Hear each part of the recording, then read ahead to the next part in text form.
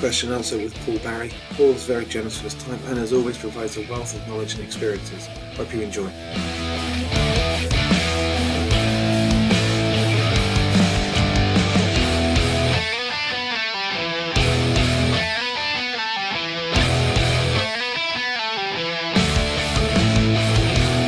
All right, Paul, thank you very much for coming back on. It's great to see you again. Only 2 weeks ago since we last spoke on the podcast, and that was brilliant. And thank you for giving up your time to answer a lot of questions on what it's like to work in a professional academy. Yeah, evening, Will. Evening to those on the call. It's nice to catch up, and it's a late one. Hopefully it won't go on too late. It's going to go on past my bedtime at this rate. So I'll try my best to answer the questions, and it's just nice to talk football with some familiar faces I can see on the call and some new ones as well. So it should be fun. Good thing it's not a Champions League night, is it? So I don't know what's on these days. Love Island. Yeah, this would be a Europa League night. Is it Thursday tonight? Yeah. Yeah. I think we can afford to miss Europa League or Europa Conference League, because there's a new one now. So yeah, let's stick with that. There's too much football. It's now going to blow my mind. I can barely keep up with my own teams that I coach, let alone watch what's on TV. So our first question for you today. Are regulations on safety making it more difficult or easier to work with youngsters? Yeah, I think restrictions are starting to get lifted now, aren't they? So normality is starting to resume a little bit. But I think if we go right back to sort of March of last year when the first lockdown sort of kicked in, I think we had to really think as coaches as to what that engagement with the kids should look like, because we weren't at work, we weren't even in the office, the kids were at home, they were being homeschooled, and so we had to really be creative with the way that we engaged and interacted with our players. So a lot of that was sort of remote Zoom or Microsoft Teams based learning, very much technical based, a lot of ball coordination type work and trying to get all the kids on your screen and make it look nice and fun and interactive, competitive where possible. If I cast my mind back, we did some interesting sort of sessions around analysis, nutrition, strength and conditioning. So we really try to make that whole experience for the kids as positive and as productive as possible, seeing as obviously we weren't able to do any sort of contact work at all. I think if we fast forward then to the August of last year, I believe it was, when the kids started to come back, and again, we had to be creative with the way that we planned our work and our schemes of work and our sessions, because the kids could obviously be on site and we could work with them, or we could get the footballs out, but we had to keep them socially distanced. We had to be really mindful of the way that they interacted with each other and we as staff with each other and with the kids also, and spraying the footballs, wearing the gloves, making sure that any equipment that we moved was desanitized afterwards, that sort of stuff. So it was a real learning curve, I think, for all of us, and it took some time to really get used to it.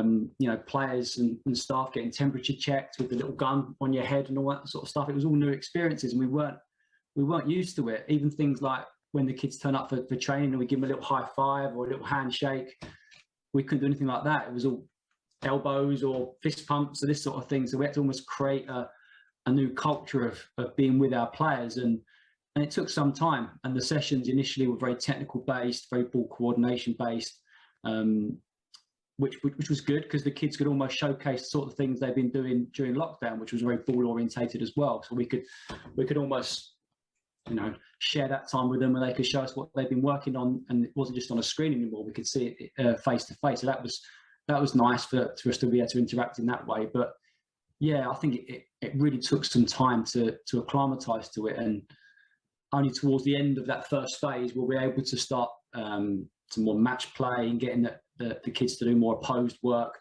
But still, when we were talking to them, for example, in small groups, we still have to be mindful of the 2 meters, and again, the spraying of the equipment was still a factor within that, even though the sessions started to look a bit more normal, sort of 6 to 8 weeks after we returned in August of last summer.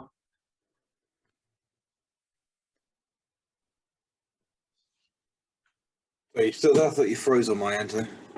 No, I could have done that one where you pretend to freeze, but it's a bit late to do it now, so.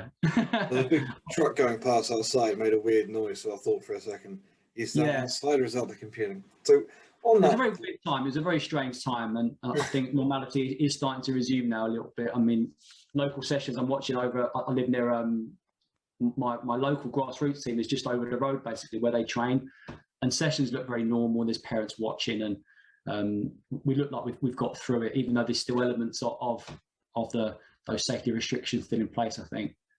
okay, we'll still have to be vigilant because things Absolutely. can always go backwards, can they? Now, I was not working during a lot of the first waves around the world, and I saw a lot of friends and colleagues, particularly in the US. They continued doing sessions outdoors that were it's non-competitive. Kids had to be kind of in their own square with a ball. And what you saw over time was coaches becoming very, very innovative, finding ways to make their sessions kind of realistic or representative of the game, and trying to make them competitive and engaging. Because if kids in a box for an hour by themselves, not able to interact with their mates, it can get quite boring. So over all the different lockdowns that you've had and the restrictions that have been in place for you, what ways have you found yourself becoming kind of more adaptive, or what have you learned about your sessions, what you've learned about your kids in that time?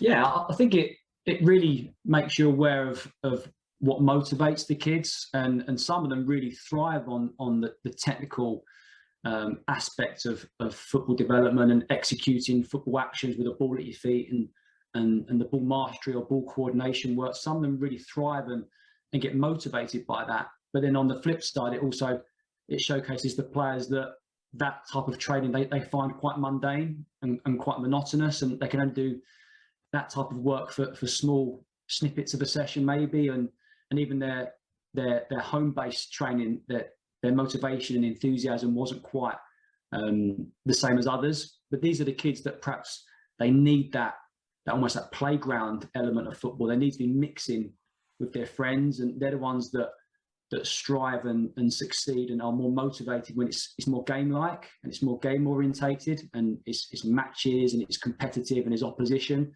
So I think as coaches, during that time, we had to almost plan and create sessions for one part, keep those guys happy, the ones that were already motivated by the technical work and enjoyed having the ball at their feet and didn't miss quite so much the opposition. But the bigger challenge was motivating the other type of player.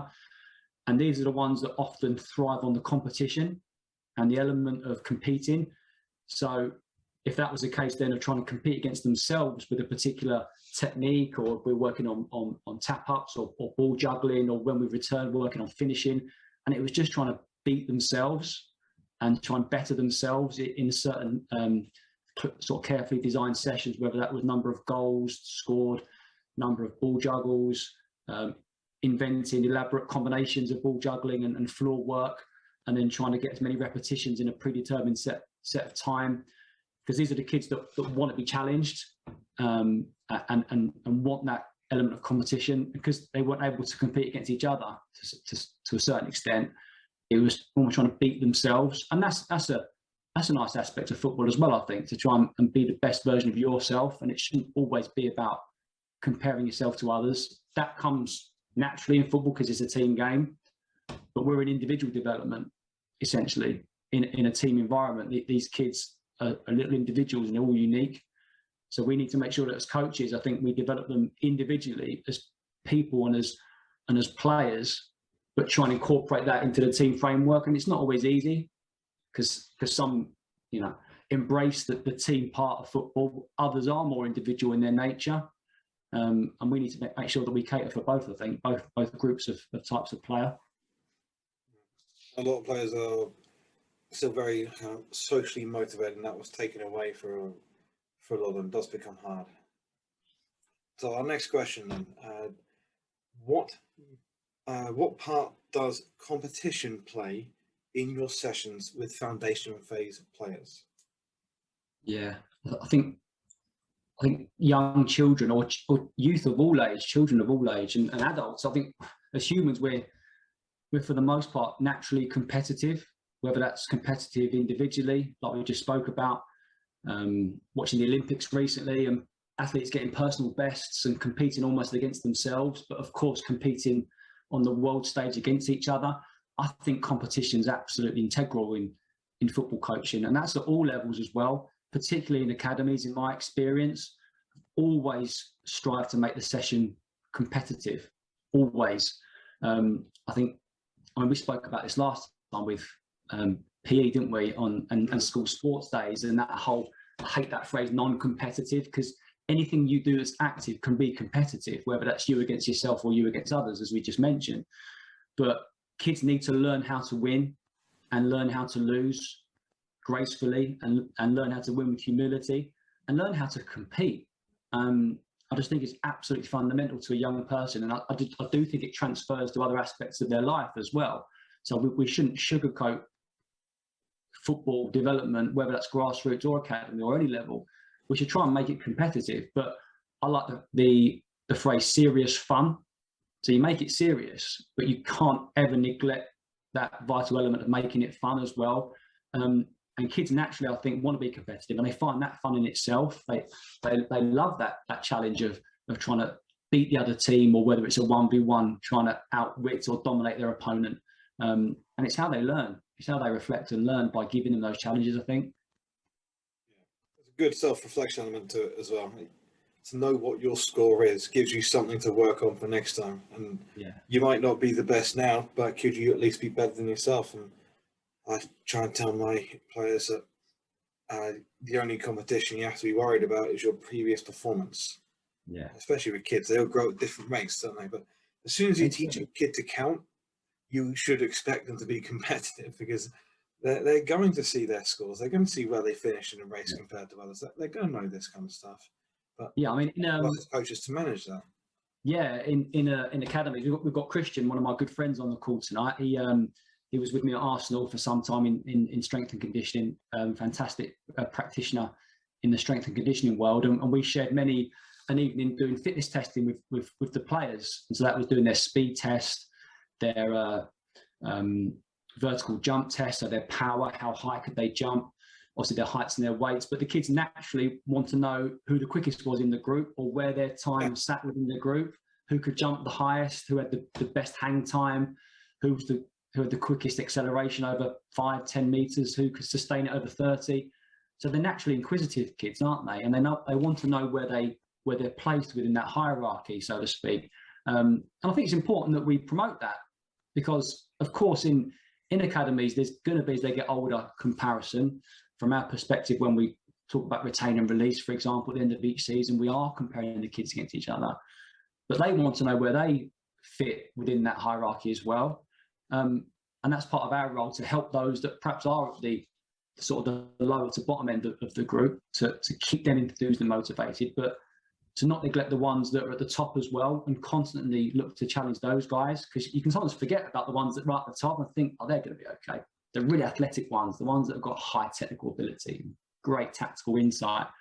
But we need to make sure we challenge them as well. And I remember we spoke about strivers, copers and strugglers, and categorising those three sort of elements of play within a team or within a group. And part of our skill set is making sure that we pitch the challenge right at each of those levels, and give them a chance to beat their scores, whether it's something that's, you know, quantitative, like a fitness test, for example, or some of the technical work that we do.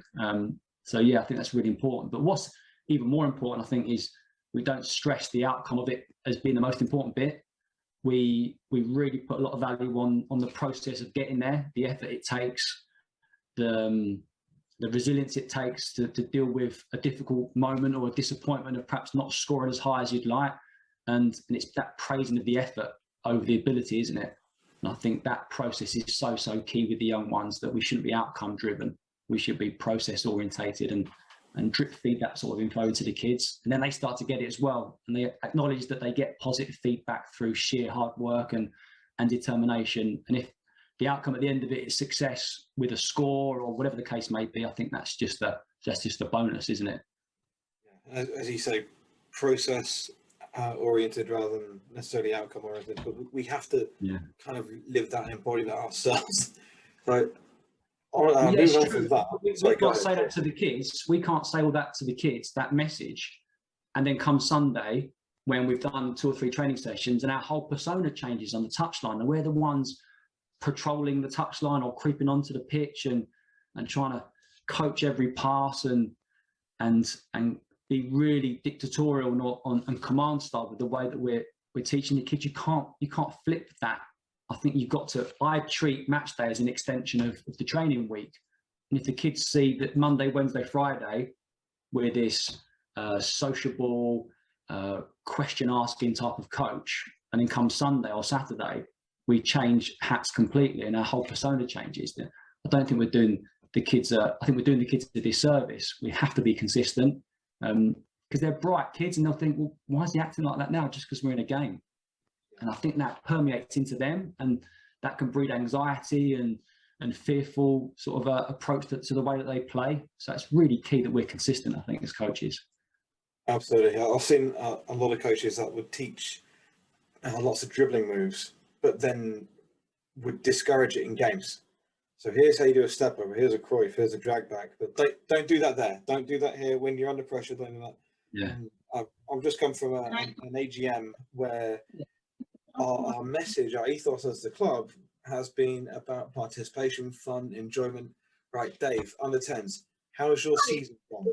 Well, we won 15, we drew 3. Oh, no, Dave, you get it's like first thing everyone said was league position, wins and losses. No, that's not it. Yeah, the big W, as they call it. So moving on from that then, because it's still in the same ballpark, is what qualities does a foundation phase academy coach need to have? Yeah, it's I think foundation phase coaching is quite specialist. I think you can think of some qualities of a foundation phase coach would be consistent to other age groups as well. But a foundation phase is a bit of a niche. I liken it to primary school teaching. I don't think it's as simple as a primary school teacher being in that type of role, working with reception year groups up to perhaps year 5 or 6, but then moving to secondary school and thriving and being as successful a teacher in that type of age group as well. I don't think it's always as easy to transfer from one to the other. It's possible, because if you're a good teacher and a good educator, I think you have to be adaptable, which is one of the things I think a foundation phase coach needs, because you could be working with under 5s in a top session up towards 7s and 8s in pre-academy, up to the top end of a foundation phase, which might be under 11s, or some clubs have under 12s as the top end of their foundation phase. So you're looking across that age group, 6-7 years of development, but kids could be of the same age biologically, but they could have maturated 2 years prior or 2 years beyond. So you could have an 8-year-old who has a biological maturity and game intelligence of a 6-year-old.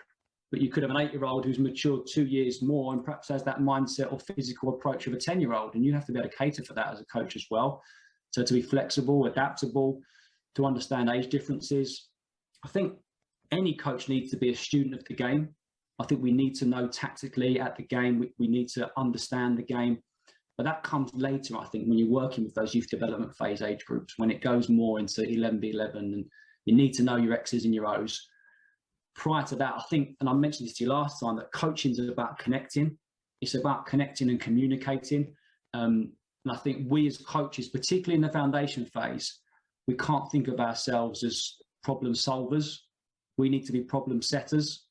We need to make sure that we're really, really working hard on our questioning, on our divergent questioning. So everything that I do, for example, is based around never giving the kid, the player, the solution to the problem. I think we spoke about the power of 3, remember last time, didn't we? I work in 3s quite a lot. So if a particular player maybe is experiencing a difficulty and can't quite solve the problem, try and avoid jumping in straight away. Just watch them, be patient, see if they can solve it themselves through trial and error. Because if your sessions are designed well and effectively, they should get ample opportunity to practice whatever it is that they're perhaps struggling in. So that's the thing I like about sessions being having repetition, but not being repetitive. So get loads and loads of goes doing the same sort of thing, but in different conditions. So there's variable practices. So that could be, for instance, an overload practice with the outcome being a finish at goal. So that should look different every time. 3 versus 2. It should look different every time because it's a snippet, it's a portion of the game, but it's divergent. There's more than one way to solve the problem. So that comes through skilled sort of high order questioning and making sure that there's increased cognitive demand on the players. They've really got to think about the way they answer and the way they exhibit the answer to the problem. I think some coaches, when they're trying to ask questions, ask lots of closed-ended questions, which only ever end up with a yes or a no. So try and really think about, as a foundation phase coach, how you frame your questions. Lots of, how do you do this? Why did you do this? What did you see there? So the verbs at the start of your questions are integral as to what sort of answer you're going to be given. And I think ultimately, if you're asking those types of questions, you're developing a dialogue with the player. And that goes back to the connecting that we said just now, that you'll start to find out about your players. Who are the ones that watch football at home? Who are the ones that perhaps just enjoy playing and perhaps don't watch much at home? I think that's really, really key, the way you frame. And when I plan sessions now, because I've probably got thousands of sessions either in my head or written down or in books or on notes from years of coaching, I tend not to think so much about the content of the session now. I think about the questions that I'm going to ask at any one time. I'll think about a particular moment in the session, and this particular player will need this help here. So this is the question I need to ask right here. It's almost preempting what question to ask and when, rather than just the content of what they're doing. But that comes with time and experience, and you've got to know your kids very, very well. And that comes with patience and understanding and just finding out about them. And again, we spoke last time about trying to find out as much about them from a non-football context as possible, to find out siblings' names, hobbies they have, what the mum and dad do, all this stuff. It really, really helps getting to know your players, and it's just about connecting. There's a gentleman I won't mention his name, but he works for the FA now, was at Tottenham, and he referred to foundation phase coaches as Ronald McDonald in football boots. That's what he called them. And I know exactly what he means, because you've got to be that big, bubbly, positive, enthusiastic person, maybe not dressed up as a clown. That might not be right, but you've got to be that sort of person. And you've got to, the energy you give into the session can get absorbed by the players, because if you're not that type of person, I think you are, again, doing the kids a disservice. You've got to be the biggest, charismatic, huge personality type of coach to survive, I think, in foundation phase football. But that's why I love it so much, and that's why I enjoy it, because you can have the most awful day possible. Everything's gone wrong. You've been stuck in meetings all day, but as soon as the whistle goes in that first session in the evening and the kids run out onto the pitch, everything changes, and you can almost forget exactly why perhaps you were stressed through the day. And I think only the foundation phase kids, in my opinion, can give you that experience as a coach as well. So there's lots to learn from the kids as much as how we are ourselves, I think, also. Oh, absolutely. So, Damien, you got a hand up. Do you have a question? Yeah, well, not so much a question, but something that I do added on to what Paul was saying as well. I think it's really important to connect with the kids and build that sort of, because they're still kids, and let's face it, they're there to enjoy themselves with their mates and stuff like that. But a key thing as well is sometimes, and I've done it in the past before, where these kids come in with an X factor. So there might be a dribbler, and then they get in, and we're just asking them to pass and move. So, we're taking away what they're good at instead of trying to help them become better at it. So sometimes it's not about, it's never about what we want. And, it took me a few years to understand that it's about the kids. And don't be scared to ask questions as well when you plan a session. If you've got it on paper, just say to the kids, come over what you think. Because sometimes one of these kids might come up with an idea that you realize, oh, hold on, okay, yeah, this makes my practice more interesting now. So I think if it's for them, don't be scared to ask them what they think about it, because you will get answers sometimes that would help. Yeah, spot on. Damien's a good friend of mine, by the way. We worked together at Southend quite a number of years ago now. Big man, wasn't it? Can't even remember. I probably had a little bit more hair than I've got now. I don't think you did, though. That's the stress of working at Southend, isn't it? But you're spot on. I mean, I've written down a quote here that error detection and correction is the responsibility of the player, not the coach. So I back up everything Damien says. We've got to give our kids a chance to problem solve themselves before we steam in there and give them the answers.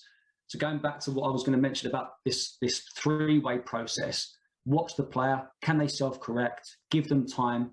If they can't, can you either explicitly or implicitly, maybe one of their teammates can help them? So either we take control of that situation and we task a particular player to help the one that's perhaps experiencing the challenge. And if it doesn't quite work out there, then only then we then have to take the initiative and step in. And even then, I wouldn't directly give the player the answer. I'll try and almost prompt it out of them by the questioning that we spoke about just now. But Damien's right, putting the player at the centre of the learning environment is key. And never, ever tell them to do things which go against their super strength. So he gave the example of a dribbler. Let them dribble. Passing comes so much further down the line. The young ones should be all about the ball and fostering a long-term love of the ball. And we haven't got enough dribblers in this country anyway. Only now we're starting to see those dribbling types of players like Grealish, for example, and Foden. And they're so exciting to watch. But this is almost like, for those guys, this is like the first EPPP end cycle type of player once it was introduced, 10 years ago or something. So we're starting to see some productivity come out at the end, but it's up to us to promote that in our kids. And dribblers are the most exciting players to watch, and we need more of them, I think, in this country for sure. Well, just quickly, one question for you before you go. How difficult it is to spot a late developer in the foundation phase in comparison to the YDP phase? Because whereas in the YDP phase, obviously with the growth and maturity, I want to believe it's a little bit easier because you can spot the difference there straight away. But in comparison to the foundation phase, how difficult it is for you to spot a late developer? Yeah, I think to the trained eye, it's probably easier. That again comes from experience of just observing and assessing hundreds of players over the years. But to the not so trained eye, you'd have to think that it could be visually the slighter in stature type of player, the smaller player. In my experience, the smaller ones have often been the dribbling players, whether that's just coincidence or not. I've worked with a lot of younger, under-maturated sort of Q4 born players that are quite diminutive in the way they play. They're dribblers, they're agile, they're little jinky type players, but of course they're really going to struggle physically. And that comes down to us just to make sure we're so patient with them. It really does, but it's hard. It's hard to spot that type of player because you might get a Q4 player that's quite physically sort of developed. And it's not always the case that they're the small ones and the slight ones, but that could be more of a game insight and game understanding difference between them and the more maturated ones, because they're giving away for the ones born in the last quarter near enough a whole year, aren't they, to those born at the start of Q1, September, October. So it might not just be the technical attributes that show those differences. It could be the more tactical differences. And that's even down to the younger ones, because they're still going to have to show tactical understanding, albeit limited. But the under-maturated ones might therefore find that more difficult, just because even at the younger age, they've still experienced less football than those that are older. Their playing journey and their playing experience is less than the ones born at the start of Q1. But it's difficult. It's a good question, actually. Yes, thank you. So as you guys are talking, you got my mind racing and thinking of some great quotes. One of them is from Marco Sullivan, works over at AOK Stockholm. I love listening to a lot of his work, and he talks about how a lot of coaches view themselves as deficit detectives.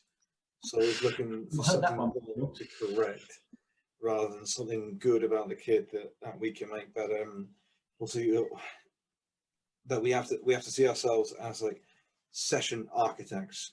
So to further go on from what you're saying, it's that we don't give them the answers, but we show them where to look, but we don't tell them what to see.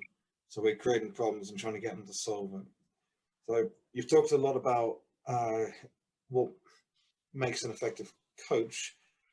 Let's talk a little bit about what makes an effective foundation phase academy session, and also coupling with that, what can parents do to support kids along their journey? How long have we got? No, I mean, you could talk about the impact of parents for hours. And I don't just mean that in a derogatory term, because there's a lot of good work that goes on with football academy parents as well, which I think we'll get to it. But I think as far as sessions are concerned, I think session design is so fundamental with the young ones that you have to find time for them to spend ample time with the ball at their feet. So I call it ball coordination now, perhaps more than ball mastery, and trying to strike a balance between that unopposed element of session and the opposed work, which has to be in there as well. And again, striking a balance between the more curve-based work, which is very isolated, ball each, quite dictated with sequences and combinations of ball coordination moves and rhythm and momentum and flow, but then mixing that with what I call contextual interference. So that could be a bit more multi-directional, players moving in and around each other, reducing each other's time and space, and that's more effective when there's interaction in small areas. They're affecting each other's time and space. It just looks more, there's more choice and decision within that as well.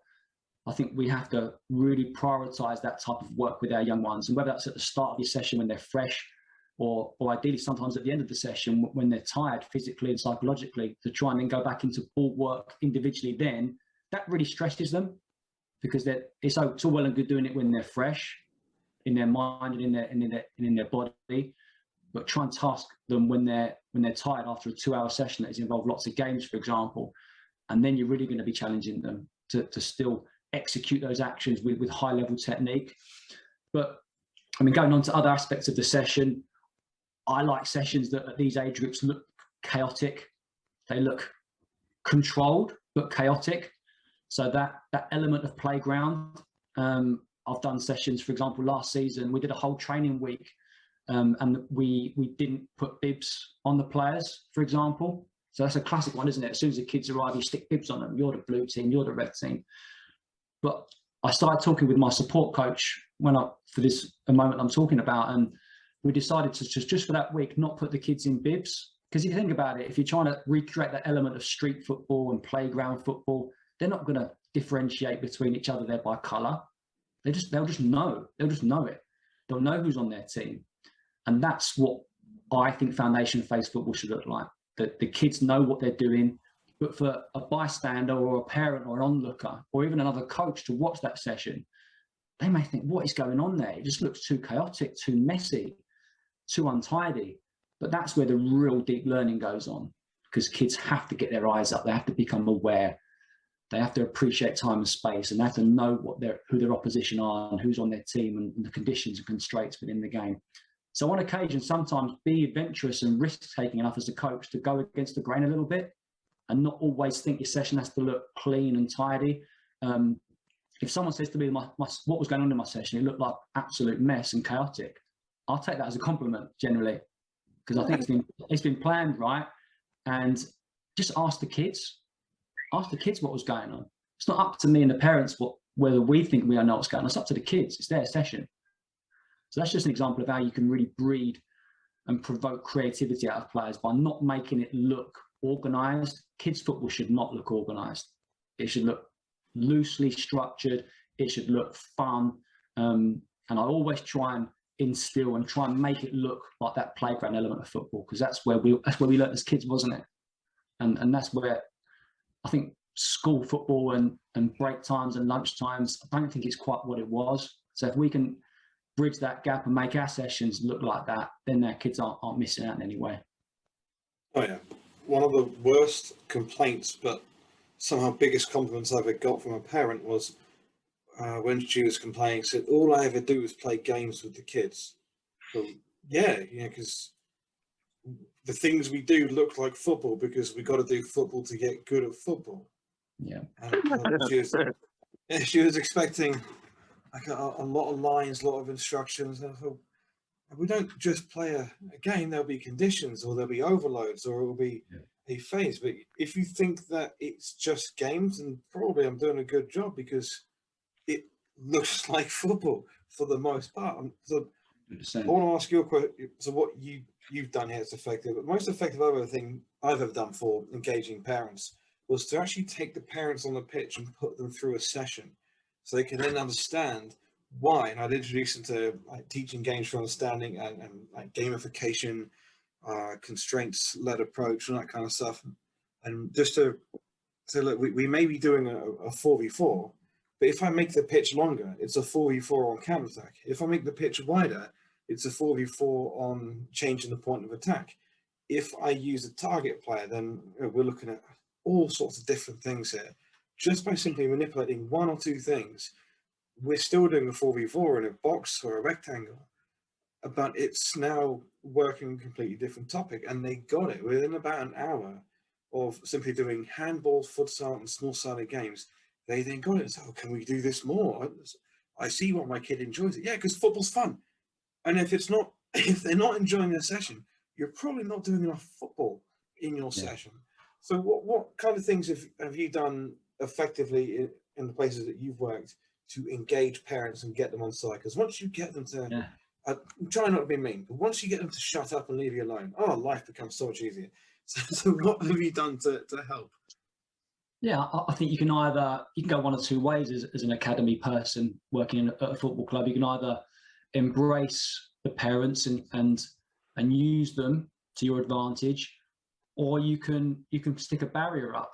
And I think over time and the long-term challenge with that is that when things crop up that they're unsure about, there's going to be meetings. You're going to have this meeting with this parent one week, and then a parent meeting the following week. So for me, just complete transparency and honesty. And that's the only way because the parents are absolutely fundamental. They're the ones that ferry the kids to training, to games. They're the ones that obviously they spend 95% compared to our 5%. We see the kids, 2, 3, 4 times a week.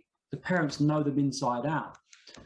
So for me, it's just getting to know the parents. And my experience has just been picking up the phone during the off season or even during the season and just having a chat with them, just getting to know them. You're not going to add them on Facebook or anything like that. They're not going to be your friends as such. You still got to have that fine line between coach and parent.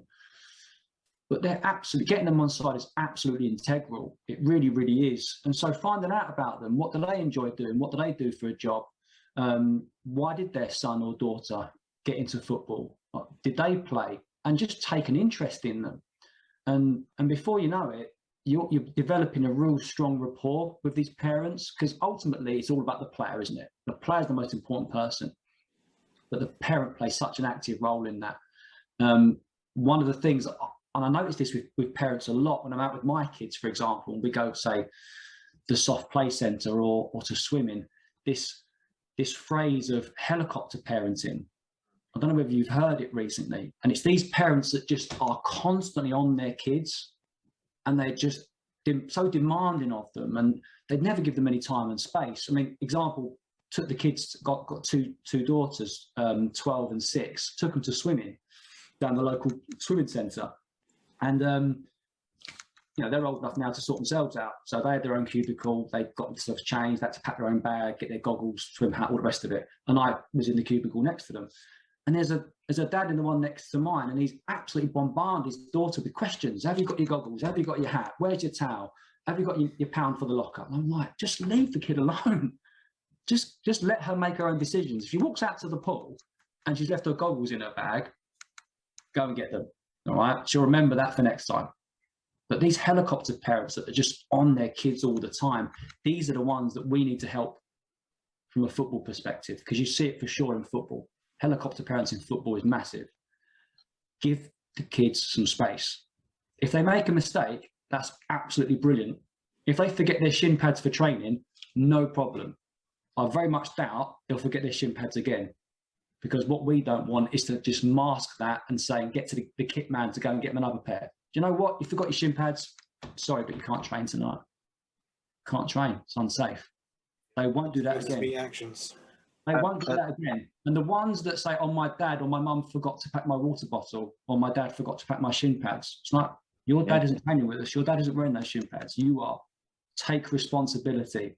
So for me, I've become a better football coach since I've become a dad, for sure. And every time now, and I make a real conscious effort, when my kids ask me a question, I never give them the answer straight away. I say, what would you do? What do you think? My youngest is 6. She asked me this afternoon, is it cold out? Do I need to take a jacket out with me? Go and step outside the front door. See what you think. I'm not going to give them the answer, because you're spoon feeding them. And we don't want kids to grow up like that, totally dependent and reliant upon us as grown-ups giving them answers, whether that's life skills or football type problems to solve. Let them figure it out themselves.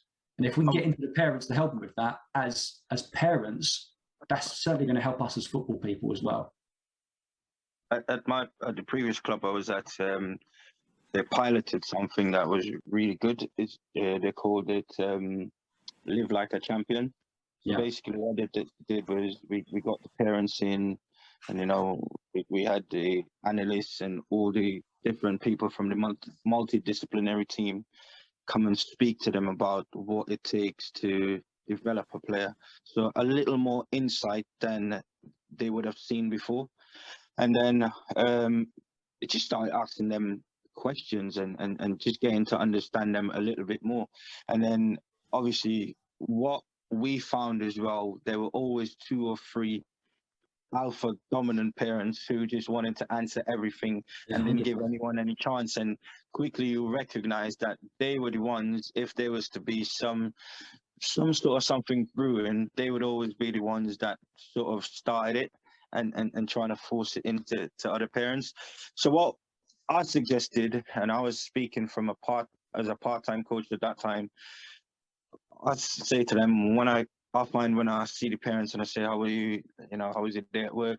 Just little things like that. And they'll be, it was tough. And I say, you get through it, you live to fight another day, things like that. And you just walk off. And I think little bits of communication like that seems to sort of get the parents on board, because ultimately it comes down to no one really cares how much you know, they care that you care.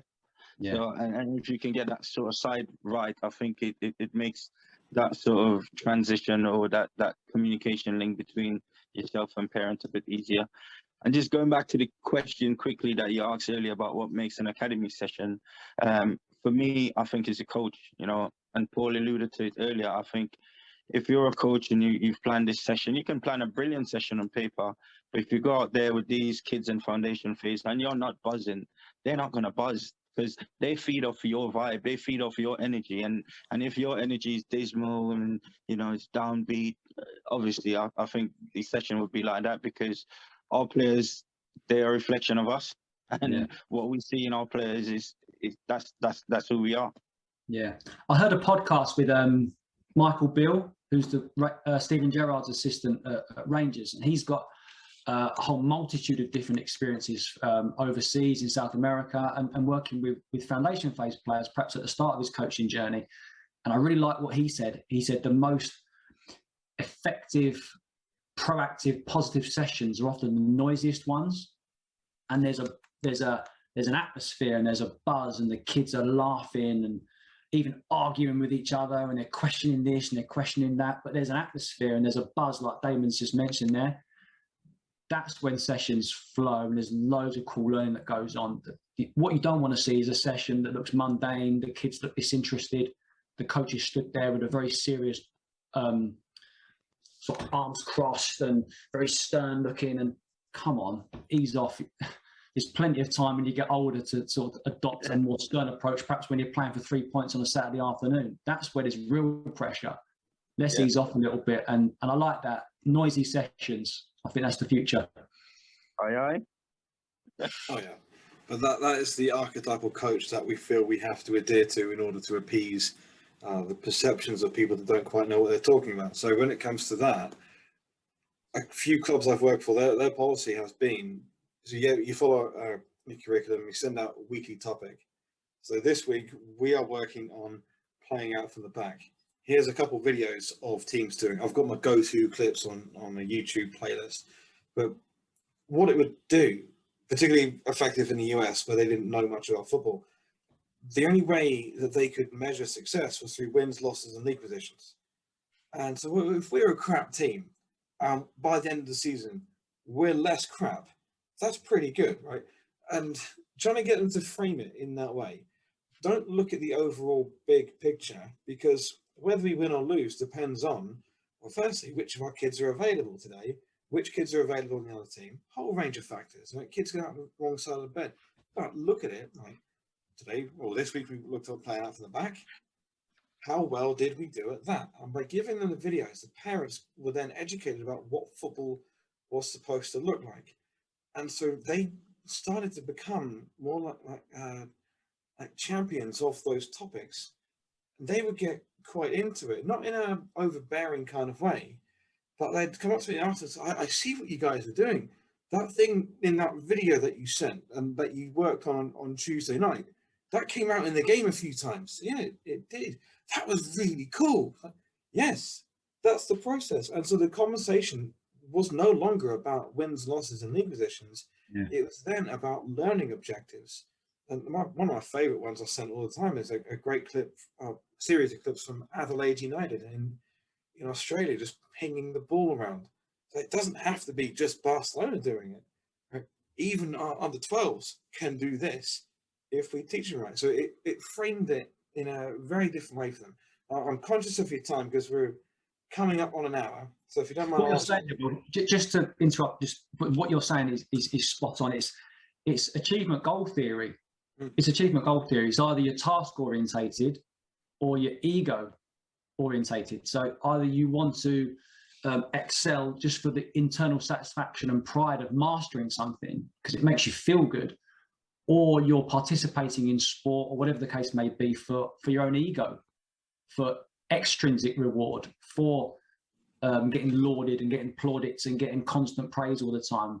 And kids that come up to me and say, I scored 5 goals at the weekend, my dad gave me a £5, gave me £1 a goal. And these material attachments that go with these external rewards, it's dangerous. It really is. And so part of the education for parents is to really steer away from those extrinsic type of factors, and achieving goals and should all be about, or achievement goal theory is all about mastering the task and becoming better and not comparing yourself with others and doing things because it makes you feel good, and achieving, becoming more skilled and excelling at your game because it makes you feel good, not because it's based on ego or even performance. It's more internal than that for me. Absolutely. And we get them to see, we'll get the parents to see it's brick by brick, piece by piece. Yeah, we want to win more games, and that will happen down the line because we've worked on this aspect, and this aspect. We can't get good because we want to win. We get good because we work on what we need to do in order to win. So if you're right for time, I'll ask you a couple more, and then of course, quite a few good ones on here. Not to put you on the spot, but if you're all right, because some of these are quite good, just if I could send them to you, a few of them separately, and if you wouldn't mind writing up some responses, because they're absolutely interesting. And personally, I learn a lot from listening to you talk, and I hope a lot of other people do. So let's go for this one. I'll ask, is it difficult for clubs to give grassroots footballers a chance? And why might that be? Grassroots football. It's tough. I think grassroots clubs in the last year and a half have really suffered. Financially, they've taken a massive hit. I think I read some stats recently that 1 in 10 grassroots clubs have had to fold. So they've been the restrictions and the pandemic has really affected them. I think they're very limited, even pandemic aside. Grassroots clubs are limited by contact time compared to academy football, which often you get 3 training sessions a week in a game. Grassroots players aren't going to have that exposure. They're only going to generally get one session a week, a game if they're lucky. There's restrictions sometimes on parental support, I think, with grassroots clubs, and can the parents afford it? Are the parents in a position to be able to get their son or daughter to training? So you could have a real diamond in the rough young female or male young player that just can't get to training, can't access and be able to participate regularly. So grassroots football is, I'm very passionate about grassroots football because I volunteered as a young coach many years ago at my local club, and I still keep in touch with them, and I connected with a couple of coaches only recently. And you're talking about 20 years ago that I was working in grassroots as a volunteer. It's the lifeblood of our game, isn't it?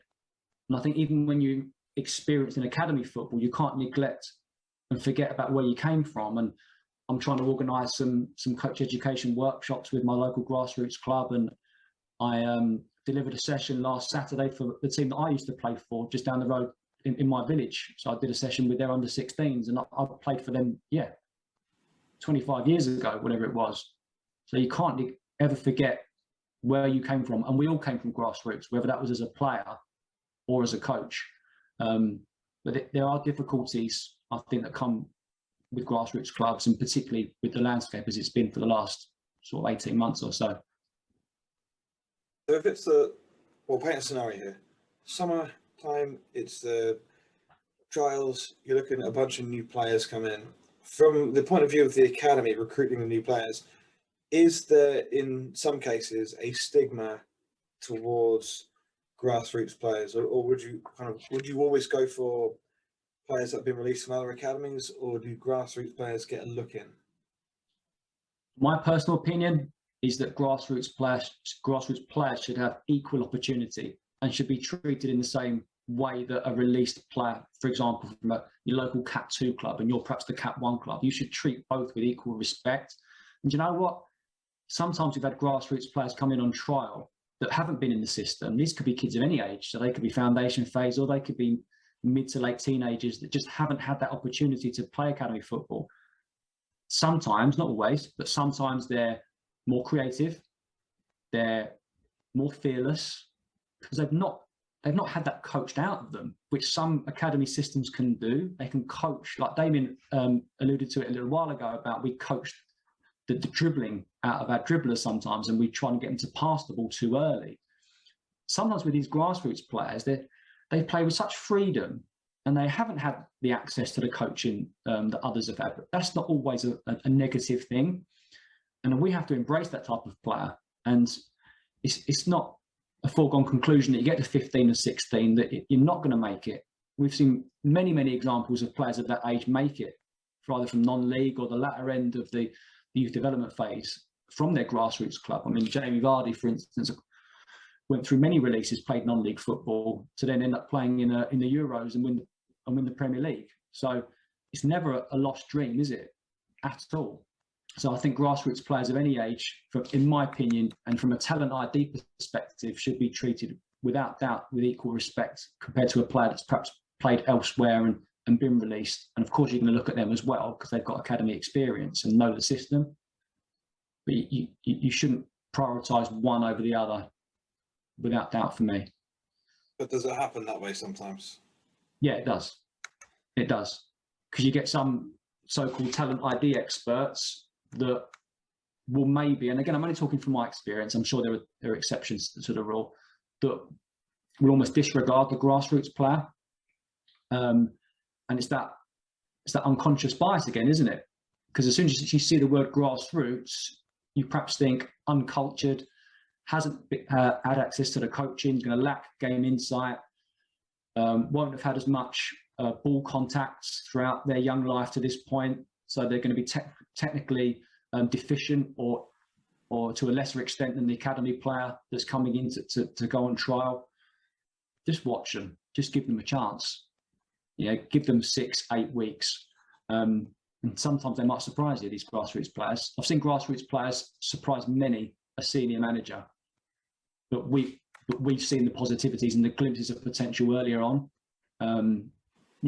It's an interesting point though. So I'll give you. Don't you? Oh, Don't go you on. also think? Sorry. Don't you also think, Paul, that it's important now that also grassroots coaches of that particular boy that's being scouted by a professional club scout try to get more insight and understand the club he's going and what type of player they're looking to create, because I think sometimes grassroots coaches are just so happy to send their player, but you know that player might not suit the style and the playing philosophy of that club, or the type of player that they're trying to build. And it might just be him where he was saying, no, hold on, because I know you like players of this quality. He's not of that style, that nature, whether it be big, strong, tall, fast, whatever. Every club's different and every club looks for something different. So I think also, I think the grassroots coaches also need to take a bit more interest and delve into going on, okay, well, what type of player are you looking for, and stuff like that. Yeah, it's a good point. They need to do their research, but equally from the academy perspective, they need to forge that link and build that relationship, for me, with the grassroots coach as well. And if it's not quite the right fit, like you mentioned, perhaps they're better suited elsewhere. I think it comes to being open-minded, either as from the academy point of view or from the grassroots point of view, to be open-minded and do your research. Yeah, I think that's a valid point. So we'll make this the last one, and I will read it as it said. I will not paraphrase it because it will make more sense that way. So using stories to increase creativity and make learning memorable was a hit with the U9s. So this coach has taken some of what you said before and used it with a session. They want to know, what other metaphors and stories do you use? Well, yeah, stories has been a big part of my life for the last year and a half, what with writing a number of children's rhyming picture book stories and releasing 2 and having a 3rd one come out soon, and taking a real passion or a real interest in becoming an author. And there's definitely crossover from a positive point of view from storytelling and the use of analogies and short witty anecdotes and using metaphors from that walk of life into football and into sport. I think they help us to remember details more easily. You can link the information within the metaphor or the anecdote to the real life moment. I've got bundles of metaphors that I use with the kids.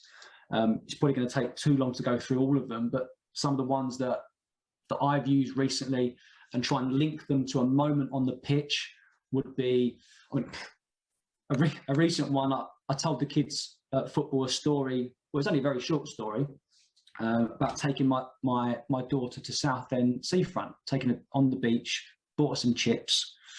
So we're walking down the beach, and she's munching on her chips. She's only 6, and there's some seagulls sort of circling, and I'm looking up seeing these seagulls. And I'm thinking, and the seagulls in Southend, by the way, they've got bigger muscles than Damien, for example. They're big seagulls. And I'm thinking one's going to swoop down and they're going to grab one of her chips, and that she's going to obviously get upset. And it did. This seagull comes down, it swats a couple of chips and flies off, and she starts crying. And so I try to comfort her. I was like, how could you stop that happening next time? How could you stop that sneaky seagull stealing your chips? And she said, well, I'd have a little look. I'd have a look up in the air, and if I see one, I'll try and protect my chips. So I told the under-10s this story, and we tried to link it to scanning and awareness of pressure and hiding and protecting the ball, and being aware of when you're being opposed and when someone's kind of trying to regain possession for their team. And so for that particular, this was on a Wednesday night. So on the Friday night training and on the Sunday game, the buzzword we used from the sidelines, and the kids were shouting it themselves, was seagulls. So every time there was a player coming, seagulls. And they then knew that meant check your shoulder, check where the pressure's coming from. And the opposition coach thought I was like balmy. He didn't know what I was talking about. But the kids absolutely buzzed off it. And they understood the reasoning behind it. And it just linked. And it was just a quick recall of information. Seagulls means check. Seagulls means scan. And that's just a little anecdote that the kids, and these are 9 and 10-year-old kids, and they were cracking up. Told their parents about it. And parents texted them, "What's this about seagulls you've been telling the kids?" But it's quirky, it's different, and they learn from it, and it linked to a moment on the pitch, which ultimately is the main thing. That reminds me a lot of Frank Lampard Senior shouting pictures at Frank Lampard, and I cannot wait for, hopefully in about 15 years' time, to be at a Premier League game and hear someone in the crowd shouting seagulls at a player receiving the ball. That is excellent. Now, it's the alliteration of sneaky seagulls. Do you do that on purpose? That just, I didn't mean to say that, but I think, again, using alliteration, I use it in my books, use it with the kids, the power of 3, working with some kids. Well, it was the under-16s I mentioned just now. We spoke about pressing. So the phrase we use, and it's a Dick Bate one, classic Dick Bate, which was shut down, slow down, sit down. And it just rolls off the tongue, and it's that repeating of the S. And these little snippets and these little catchphrases and these little ways of being concise and having clarity at the same time, and there's no waffle. It's just to the point, it's memorable. And that's what metaphors can do, I think, and these little catchphrases and buzzwords, because they're easier for the kids to remember. And I think if we as coaches can embrace that, it means we're talking less, they're playing more, and they can almost end up coaching each other, because they'll have this little bank of phrases and quirky little words which they can shout out at the right time, and it means something, it links to something, whether that's non-football related or it's about seagulls, for example. It doesn't matter, as long as they get it and it links, and that's the main thing for me. Do you play a lot of your games and exercises like that? I remember doing the camps in the US and Canada. We do a lot of pirate ships and what else we do? Space Invaders, and everything would be themed around a movie or a TV show, like SpongeBob, Shrek. Simply, they're just doing jackbacks and toe taps and side to side. But by putting it in that story, it made it more effective. So do you use a lot like that? Yeah, for sure. Whether that's actual, I'm a massive Pixar fan, for example, and I can think of when I was working for the FA, like doing community-based coaching and doing school-based coaching. I used to try and, like the latest Pixar film, try and use terminology from that, whether it was Toy Story or The Incredibles or whatever it was. Because as a foundation-based coach, it's really important that you're age appropriate with the way that you are with the kids, and take a keen interest into what they're interested in, and find out what TV shows they watch, what films they're interested in, what characters they enjoy finding out about. And whether that's football or in my opinion, preferably non-football related, that's really powerful stuff, working with the young ones. And you know what? I think some of the older ones enjoy it as well. This shouldn't be exclusive, this way of coaching, just with foundation phase players. You don't get to 12s and 13s and just all of a sudden it's just X's and O's and tactics and strategy. If you can link it in some way to some of these sort of metaphors and anecdotes, then I think that's all good for me. Some players, it might not be for them, but we as coaches need to be creative and find innovative ways to help and develop our young players. And it's not just exclusive for the real young ones. I think it's definitely valid for working with the older ones as well, for sure. Well, Paul, I remember when we worked together, I used to use this little phrase with the players, and after I left, and it was like, I think 3 or 4 years on, they saw me at the club I was at, and they instantly, as soon as they saw me, they just went aye, because they're expecting it, and just little things like that stays with them and gives them that sort of belief. I've connected with my coaches. I feel good. I want to play for him now. I want to play for the club. So I think it's really important what you just said. Yeah, developing rapport is fundamental, and you shouldn't correct before you connect, for sure. Get to know your kids first, and then start thinking about helping them from a football perspective. Yeah. One of the most popular games I do with young kids is the Spider-Man game, where you could put it like this: 10 kids in an area, 8 of them with the ball at their feet. Right, you two pick up those bibs and you've got to chuck them at the other balls. Or, okay, we're playing the Spider-Man game. Now, what does Spider-Man do? He shoots web at bad guys. Who wants to do that? All the hands go up. Okay, now It's the same game, though, isn't it? It's the same game. Exactly. And they all want to be Spider-Man. They all want to take it in turns, and they count the amount of lives that they have, and they're really performing all sorts of moves and turns to now protect that ball from being shot by Spider-Man's web shooter. And yet they're using dragbacks and all sorts of turns and shielding techniques without realizing that's what they're doing. In their head, they're trying to not be tagged by Spider-Man. Yeah. There's quite a bit of research on using video games, that approach to video games in football coaching. And I've done this myself in recent years, trying to link the concept of video games to football and using pauses and using superpowers and using lives. I mean, one example would be a young player who was very creative, high level of flair, and he would try tricks all the time, but perhaps wasn't trying them at the right time. So his timing of the execution, whether that was just due to the pressure on him, or he just couldn't execute it dynamically on the move. And I asked him, I said, do you play video games? And he said, yeah, I play a lot of video games. So think about when you're trying to execute your move as beating the boss at the end of a level. So you have to beat the boss at the end of a level, whether that's like a Street Fighter type game, or show my age a bit there, Street Fighter, I think. But you've got to beat the boss to get to the next level. And so in his mind, he thinks every time I'm in an opposed situation, that's the boss. I've got to beat the boss to unlock the next level. And the way I sort of pitched it in was, it doesn't have to be the skill. It could be a combination. It could be a more subtle skill. It could be anything you want, but you've got to try and beat the boss. And once you've beaten the boss, you're then on the next level. And we'll try and build our way up to then get towards the next one. And so again, it's using this sort of metaphorical way of coaching and trying to detach it from always using football terminology, and it's just football jargon a lot of the time.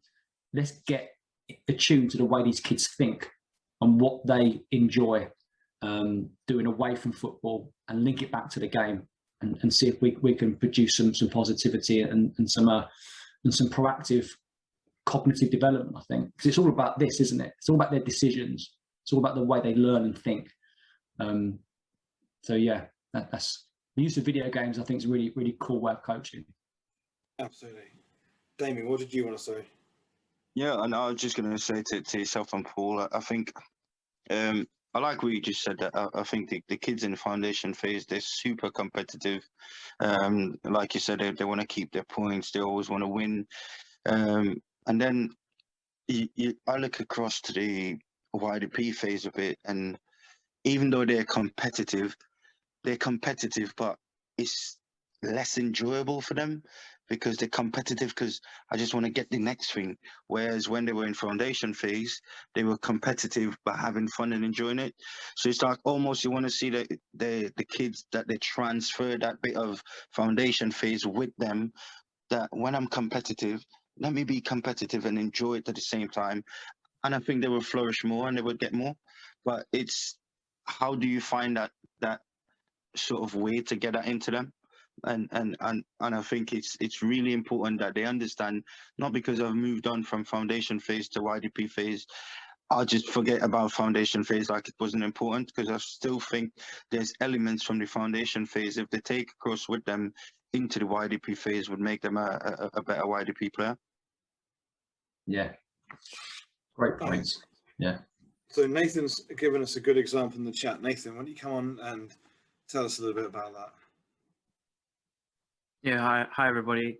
I was speaking to Paul recently as well. I'm actually a primary school teacher, currently working at Cambridge United's Academy.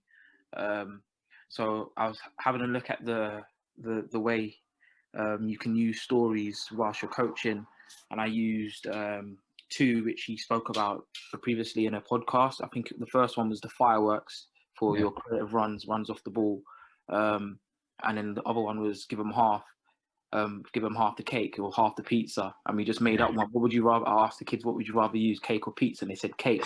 The trigger word was cake. So whenever we said cake, the boys automatically play predictable by giving them half the pitch and letting them have one side and let them play there, and forcing them on the edge of the side of the pitch. And obviously the other teams are thinking, what's going on here? So I'm screaming cake down at Cobham. They're thinking, what's going on? where it definitely did work, and it caught their attention, and it stuck with their head throughout the whole year. I didn't have to go over it again. It was fantastic. Nathan, that's amazing. I mean, how much more fun is that than telling kids to get compact, slide across the pitch, screen the pass into the midfielder, make sure your distances are close, blah, blah, blah, blah, blah. And you're just shouting out the word cake, and the kids are doing all those things I just said in a quarter of the time and without any waffle. It's brilliant. It's proper foundation phase coaching. But like Damien said, why not do that under 14s, 15s? So what? If the outcome is positive football actions and links into your identity, who cares how you get there? Yeah. Kids enjoy doing it, they're driving it themselves, let them get on with it, and we can step back with a big smile on our face. That's brilliant. Minimal words was literally, sometimes I don't even need to say what the trigger word is. I just say we're not making any right now. What do we need to make? They just say it top of the head. We need to make a firework. We need to make those runs in behind. Brilliant. Or they might even say it, and they even say it themselves. They say, right, we need to stop chasing the ball around and start making it a little bit more easy for us to win the ball back. Yeah, that's top work, mate. Very good. You just jogged a memory, man. About a decade ago, working with. We're talking about cake, yeah. Well, I've got plenty of cake stories, but working with a lower level women's team, trying to teach the concept of counter-attack, and it was going to sit back and then explode, and loads of people run forward to join the attack. And I think I just said something like, we have to go forward like a bat out of hell. And so this is your heavy metal head talking now, isn't it? Exactly. It became our anthem for the season, and then it got the picture in their heads where now that we've played it forward, you don't just kind of stand there and watch. We all have to go forward at pace to take advantage of this and try and create a counter-attack. And then it culminated with us at the end of season 2, the whole team singing "Bat Out of Hell" on the karaoke. So brilliant. That came full circle, but it meant a lot. And I can't listen to that song without thinking about those people. Well, this is the thing, isn't it? And songs are brilliant as well as stories are provoking an emotion and a feeling that you can recall really, really quickly. And music's brilliant for that, isn't it? So if you can use either of those two mediums, sort of songs or stories, or I just think that there's a lot of positivity that can go with that, for sure. Even just like I think even just like challenging them in a fun, joking way. So I remember there were some players I would go to them. Well, is your left foot just good for walking or something like that? And they'd be like, oh no, I can shoot with my left foot. I said, I don't know, I've never seen it. And then just little things like that can get to them, but in a fun way where they're not feeling like you're pulling them down. So it's just I think it's just understanding the kids and finding ways, like you said earlier, Paul, alluding to that you've got to understand, and every kid's different, and every kid would buzz off something different. And I think that is the challenge of the coach to understand everyone inside out and know what buzzword you can use with Tom. It will have one for the team, but also you would have your little buzzword that would motivate each player, and I think it's really important doing that. And best way to do that, like I say to people, is that walk between the changing room to the pitch. Just how was your day at school? How did you get on? Did you, what did you do in the weekend? Did you play PlayStation? And just that little, like 30 seconds, 45 seconds chat. And I think it makes a massive difference. I got 3 words that are very, very effective with kids of all different ages. Bet you can't. Yes, I can. And off they go. So I've really loved the discussion. It's very, very thought-provoking. And Damien, thank you for your contributions. Nathan, thank you for what you said. And Christian in the chat as well. Paul, thank you very, very much for giving up your time, your insight, your expertise. It's really very, very appreciated. And like I've said this before, and I mean this, everyone I'll talk to, generally, I could do it myself. I don't care about an audience. I love learning so much from you guys. It's just even better that other people will also listen to this and Yeah, it's benefit brilliant. from it. So thank you so much for doing this. We really appreciate it massively. No, top work, Will. Really enjoyable discussion. It's great to get some coaches, some like-minded people in the Zoom room with us that can relate to some of the things we're talking about. And yeah, it's just great to talk football. But when I live in a house with my wife and 2 girls, I can't talk about football with them. All right. So I have to come onto these types of things to talk football. So I'm very grateful for it as well. Well, we're grateful for having you. So thank you very much, everybody. And you have a wonderful night, and we'll see you all soon. Thank you to Paul and the others for coming on. Really enjoyed that as always. We'll put on a few more like this in the future, as well as some networking events which allow coaches to interact with those with the knowledge and experience already within those spaces in which you want to work. Keep checking the site for jobs and socials for other info. And if you'd like to be on the podcast or feature an article, get in touch. Or if you know anyone that would be good to talk to, let us know.